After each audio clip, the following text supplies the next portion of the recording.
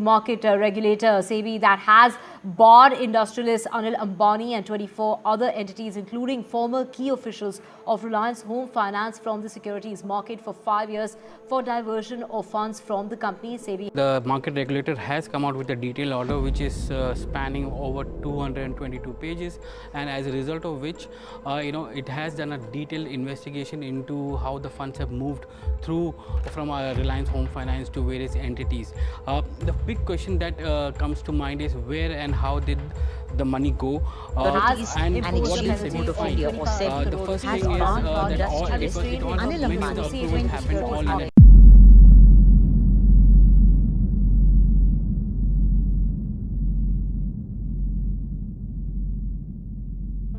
22 अगस्त 2024 को सेबी ने एक फाइनल ऑर्डर जारी किया है एक हाई प्रोफाइल केस में जो रिलायंस होम फाइनेंस लिमिटेड यानी RHFL से जुड़ा हुआ है। यह ऑर्डर एक डिटेल इन्वेस्टिगेशन के बाद आया है जो कंपनी में हुए फाइनेंशियल इरेगुलरिटीज और फ्रॉड को लेकर है। चलिए समझते हैं कि फाइनल ऑर्डर में क्या क्या है और इसका मतलब कंपनी और उनके की मैनेजर पर्सनल के लिए क्या है। सबसे पहले समझते हैं सेबी के इन्वेस्टिगेशन की कोर फाइंडिंग्स क्या है। सेबी ने पाया है कि RHFL के की मैनेजर पर्सनल ने एक फ्रॉडुलेंट स्कीम में शामिल थे जिसमें कंपनी के फाइनेंशियल पोजीशन को बहुत नुकसान पहुंचा है। सबसे बड़ी प्रॉब्लम थी GPC लोन्स के डिसबर्समेंट के लेकर। ये लोन दिए गए थे उन एंटिटीज को जो RHFL के प्रमोटर से लिंक थी, जबकि बोर्ड ने एक्सप्लिसिटली इंस्ट्रक्शंस दिए थे कि ऐसी लैंडिंग को डिसकंटिन्यू किया जाए।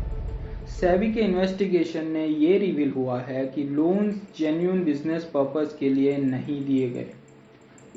इसके बजाय इन्हें उन एंटिटीज में डाला गया जो प्रमोटर्स और सीनियर एग्जीक्यूटिव के कंट्रोल या इन्फ्लुएंस में थी, बिना रिपेमेंट का कोई इरादा रखे हुए। इन एक्शन ने RHFL के फंड्स को बहुत नुकसान पहुंचाया जो कंपनी की फाइनेंशियल डिस्ट्रेस का एक बड़ा कारण बना। अब समझते हैं फंड्स साइफनिंग ऑफ का मतलब क्या होता है। फंड्स साइफनिंग ऑफ का मतलब है कि कंपनी के असेट्स को जानबूझकर डाइवर्ट करना ऐसे कामों में जो कंपनी के इंटरेस्ट में नहीं है। RHFL के केस में लोन्स बिना प्रॉपर चेक्स के दिए गए, अक्सर उन सेल्फ शेल कंपनियों को या एंटिटीज को जो इनडायरेक्टली कंपनी के सीनियर ऑफिशियल्स के कंट्रोल में थी। बोर्ड ने सब कमिटीज तो बनाई और स्ट्रॉन्ग डायरेक्टिव्स भी जारी किए कि ऐसे क्वेश्चनेबल लोन्स को रोका जाए, लेकिन मैनेजमेंट खासकर नोटिस नंबर 3, 4 और 5 यानी कि अमित बापना जो नॉन एग्जीक्यूटिव डायरेक्टर हैं, रविंद्र सुधालकर जो एग्जीक्यूटिव डायरेक्टर हैं, पिंकेश शाह जो चीफ फाइनेंशियल ऑफिसर है कंपनी के, उन्होंने इन इंस्ट्रक्शंस को इग्नोर किया और लोन्स को अप्रूव किया, जो कि एक फिड्यूशियरी ड्यूटी का भी सीवियर ब्रीच था। खास बात यह है कि ऑर्डर से पता चलता है कि RHFL का बोर्ड कम से कम पेपर पर कंपनी का इंटरेस्ट को बचाने की कोशिश कर रहा था। उन्होंने सब कमिटीज बनाई, सस्पेक्टेड एंटिटीज को लोन देने के खिलाफ स्ट्रॉन्ग डायरेक्टिव्स भी दिए और रिगरस ड्यू डिलिजेंस की मांग की, लेकिन इन मेजर्स को कंपनी के सीनियर मैनेजमेंट ने ब्लेटेंटली डिसरिगार्ड किया। अमित बापना जो नॉन एग्जीक्यूटिव डायरेक्टर है, रविंद्र सुधालकर जो एग्जीक्यूटिव डायरेक्टर है और पिंकेश शाह जो चीफ फाइनेंशियल ऑफिसर है RHFL के, इन सीनियर्स ऑफिशियल्स ने इन सेफगार्ड को इग्नोर किया और फ्रॉडुलेंट लोन्स अप्रूव करते रहे। ऑडिटर्स ने मल्टीपल बार वार्निंग्स दी थी कि ये लोन्स ड्यूबियस नेचर की है, लेकिन फिर भी इन ऑफिशियल्स ने ट्रांजैक्शंस को फैसिलिटेट किया। उनके एक्शंस बोर्ड के इंस्ट्रक्शन के बिल्कुल विपरीत थे और उन्होंने अपनी पोजीशन का मिसयूज किया to further siphoning of funds of company. तो सेबी ने क्या फैसला किया? सेबी ने कंपनी और इंडिविजुअल्स के ऊपर काफ़ी सारी पेनल्टीज और रिस्ट्रिक्शंस लगाई है। नोटिस नंबर 1 यानी कि रिलायंस होम फाइनेंस लिमिटेड को 6 महीने के लिए सिक्योरिटीज मार्केट एक्सेस करने से रोका गया। अनिल अंबानी से लेकर अमित बापना, रविंद्र सुतारकर, पिंकेश शाह को 5 साल के लिए सिक्योरिटीज मार्केट से बैन किया गया। ये बैन उनके एक्शंस की सीरियसनेस को दिखाता है और मार्केट इंटीग्रिटी को प्रोटेक्ट करने की ज़रूरत को भी।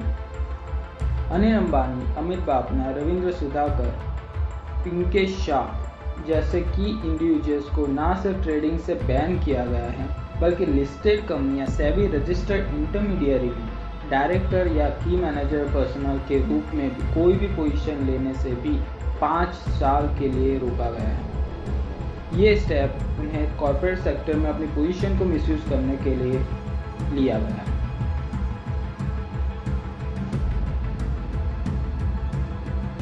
सेबी ने इन इंडिविजुअल्स और एंटिटीज पर सब्सटेंशियल फाइनेंशियल पेनल्टीज लगाई है, जैसे कि अनिल अंबानी, जो कि इस केस में एक की फिगर है, उन पर सेबी एक्ट के सेक्शन 15HA के तहत 25 करोड़ का फाइन लगाया गया है, जो फ्रॉडुलेंट और अनफेयर ट्रेड प्रैक्टिसेस से जुड़ा हुआ है।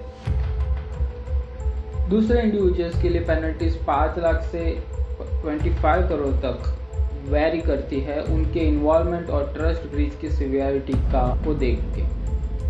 ये पेनल्टी सेबी की कमिटमेंट को दिखाती है मार्केट इंटीग्रिटी को अपहोल्ड करने के लिए और इन्वेस्टर्स को ऐसे फ्रॉडुलेंट एक्टिविटी से बचाने के लिए। ये ऑर्डर न सिर्फ शामिल लोगों को पनिश करता है, बल्कि इंडियन सिक्योरिटीज मार्केट में कॉर्पोरेट गवर्नेंस और टॉप मैनेजमेंट के रोल के लिए एक प्रेसिडेंट सेट करता है। सेबी के एक्शंस उनकी अथॉरिटी को रीइंफोर्स करते हैं स्ट्रिंजेंट पेनल्टीज इंपोज करने के लिए, जैसे कि सेबी एक्ट के सेक्शन 11B के तहत, जो उन्हें रिफंड ऑर्डर करने, पैसा वापस लेना और सिक्योरिटीज लॉ के वायोलेशन से कमाए गए इलीगल गेन्स को डिस्गॉर्ज करने की पावर देता है। सेबी के ऑर्डर में ये भी क्लियरली मेंशन है कि अगर इलीगल गेन्स को आइडेंटिफाई किया जाता है तो जिम्मेदार इंडिविजुअल्स को ये गेन्स वापस करना होगा, जो फ्रॉडुलेंट एक्टिविटी से उन्हें मिले बेनिफिट के आधार पर क्वांटिफाई किया जाता है। ये ज़रूरी है फेयरनेस और रेगुलेटरी प्रोसेस की ट्रांसपेरेंसी को एंश्योर करने के लिए, और ये दूसरे लोगों को भी क्लियर वार्निंग देता है कि ऐसे मिसकंडक्ट के कंसेक्वेंसेस के बारे में सोच लीजिए। तो रिलायंस होम फाइनेंस लिमिटेड और शामिल लोगों के लिए अब आगे क्या? सभी के डायरेक्शंस इमीडिएटली इफेक्टिव हैं, मतलब ये पेनल्टीज और रिस्ट्रिक्शन ऑफ फोर्स में हैं। सभी इलीगल गेन्स की क्वांटिटी और कौन कौन इन स्कीम से फ़ायदा उठाया, ये सब डिटरमाइन करेगा इन फाइंडिंग्स के आधार पर, और लीगल कंसेक्वेंसेस और फाइनेंशियल रिस्ट्रिक्शंस की भी संभावना है। सिक्योरिटीज मार्केट में काम कर रही कंपनीज और प्रोफेशनल्स के लिए ये एक वार्निंग अलार्म है। वार्निंग अलार्म ये है कि कंप्लायंस और इंटीग्रिटी कॉम्प्रोमाइज़ कभी भी नहीं की जा सकती। कॉर्पोरेट गवर्नेंस को निग्लेक्ट करना और फ्रॉडुलेंट एक्टिविटीज़ में शामिल होना, तो उसके भी कॉन्सिक्वेंसेस बहुत सीवियर हो सकते हैं। वो सिर्फ फाइनेंशियल ही नहीं बट रेपुटेशनल भी हो सकते हैं।